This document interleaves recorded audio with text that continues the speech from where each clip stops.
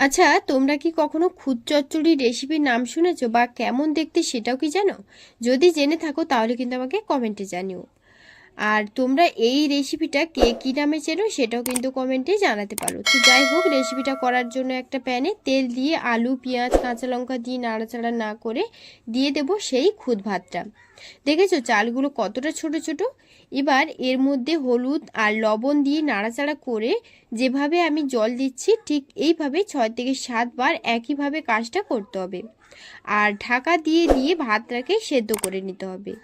আর ঢাকা দেওয়া থেকে শেষ পর্যন্ত ফ্লেমটাকে একদমই লোতে রেখে, মানে প্রথম থেকে শেষ অবধি লোতে রেখে ভাতটাকে ভালোভাবে রান্না করতে হবে। তো এখন 7 থেকে 8 বারের মতন জল দেওয়ার পর লাস্ট বার ঢাকনা খুলে দেখাচ্ছি। দেখো ভাতটা একদম ঝরঝরে হয়ে গেছে আর কতটা সুন্দরভাবে হয়েছে।